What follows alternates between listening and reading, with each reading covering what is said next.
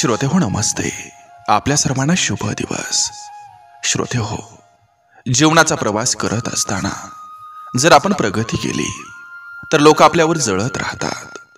जर आपण भीक मागितली तर लोक आपल्याला आळशी म्हणतात. आपण काही केलं तरी लोक आपल्याला काहीतरी म्हणतच राहतात. म्हणून श्रोते हो, लोक काय म्हणतील याचा विचार करून आयुष्य जगता येत नसतंय. माणूस म्हणून जगताना मानवी गरजा काय म्हणतील त्या गरजा पूर्ण करत असताना आपली कर्तव्य आणि जबाबदाऱ्या काय म्हणतील आणि ती कर्तव्य आणि जबाबदाऱ्या पार पाडत असताना सत्य आणि न्याय हा काय म्हणेल हेच महत्वाचं असतंय. श्रोते हो, कोणाचाही रोष न राहता आयुष्य जगणं म्हणजेच यशस्वी जीवन जगणं असतं. नक्की विचार करा. चला, आजही आपल्यासाठी सुंदर विचारांची ही शिदोरी, ही मालिका अशीच पुढे घेऊन आलोय. चला करूया सुरुवात सुंदर विचारांना, सुंदर सुविचारांना.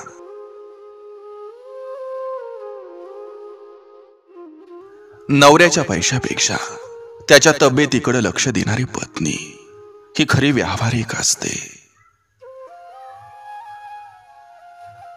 पगारवाढ होऊन सुद्धा लोक नाराज दिसतात, पण शेतकरी नुसतं आबाळ भरून आलं तरी खुश दिसतो. मागच्या जन्मीचं काही ऋणानुबंध असल्याशिवाय कोणी कोणाच्या आयुष्यात येत नसतं. स्वतःला कितीही त्रास झाला तरीही ज्या व्यक्तीसाठी खुशी मागता ते असतं प्रेम.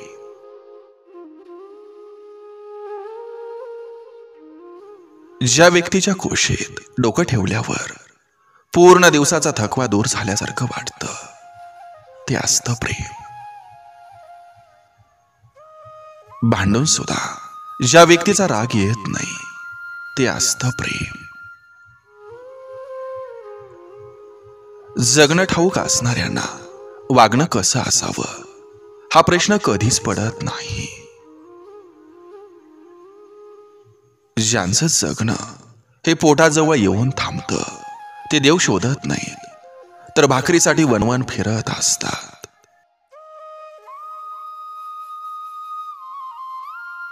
प्रेम म्हणजे केवळ आकर्षण नसतं. प्रेम ही एक निरागस भावना आहे ज्यामध्ये कोणत्याही गोष्टीची अपेक्षा नसते. फक्त असतो तो आदर, आपलेपणा आणि एकमेकाप्रती असलेला समजूतदारपणा.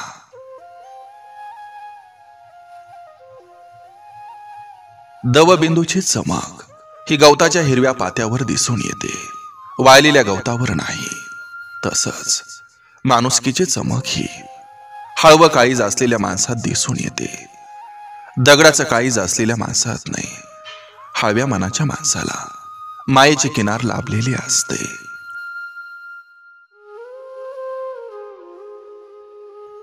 नकळत झालेलं प्रेम हे मनावर कोरलेलं गोंधण असतं. हे विधात्यानं जोडून दिलेलं बंधन असतं. राहणारं घर किंवा घराचा दरवाजा हा कितीही छोटा असला तरी चालेल, पण हृदय आणि हृदयाचा दरवाजा मोठा असावा, कारण तिथंच नाती आश्रय घेतात.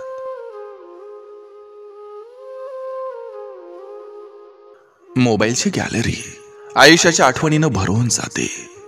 फक्त बापासोबत एक सेल्फी काढायची राहून जाते. माणसं ही जरी सोन्यासारखी असली तरी त्यामध्ये कॅरेटचा फरक असतो.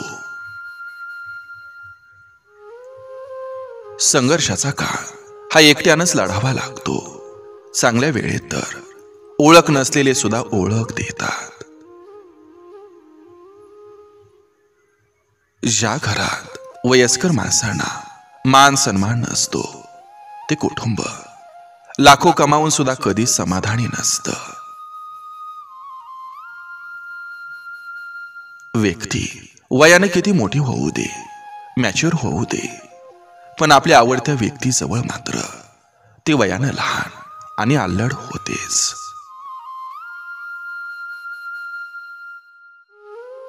जर तुम्ही चांगले असाल तर लोक तुमच्यापाशी पुन्हा पुन्हा येतात. शांततेच्या मागे भयानकता असू शकते. उगा शांत लोकांच्या नादी लागू नका. नैराश्याच्या दुनियेतून बाहेर पडा आणि आयुष्यातील प्रत्येक क्षण आनंदानं जगा. कारण आयुष्य एकदाच असतं. काही वेळा आयुष्यात आपल्याला त्रास होणं हे गरजेचं असतं. आपण वाईट आहोत म्हणून नाही, तर आपलं चांगलं वागणं कुठं थांबवायचं हे कळण्यासाठी. स्वतःच्याच आयुष्याचा तिरस्कार वाटायला लागतो जेव्हा कोणी आपलंसं करून अनोळखी असल्यासारखं वागायला लागतो. आपल्याला जेवढं स्वतःच्या जीवनात इंटरेस्ट नसतो त्याहून जास्त आपल्या नातेवाईकांना असतो.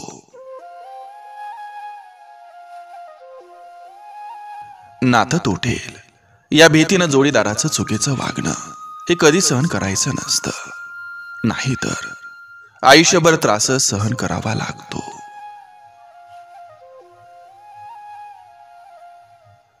स्वतः जिंकायचंय की दुसऱ्याला हरलेलं पाहायचंय हे आधी ठरवलं पाहिजे. कारण आजकाल लोकांना स्वतः जिंकण्यापेक्षा दुसऱ्यांना हारलेलं पाहण्यात आनंद मिळतो. चहा आणि वैर संपवायला माणसानं जास्त वेळ लावू नये. कारण कालांतरानं त्याला चव राहत नाही.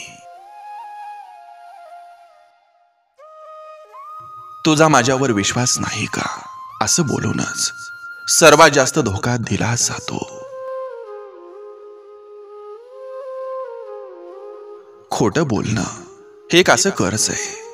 त्या तात्पुरत्या सुखासाठी खोटं बोलून माणूस एक वेळ मारून नेतो, पण त्याची परतफेड त्याला आयुष्यभर करावी लागते.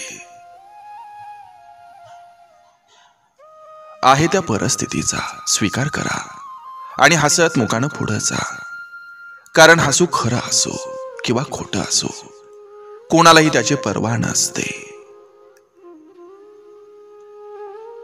कधी कधी देव तुमची परिस्थिती बदलत नाही, कारण त्याला तुमची मनस्थिती बदलायची असते.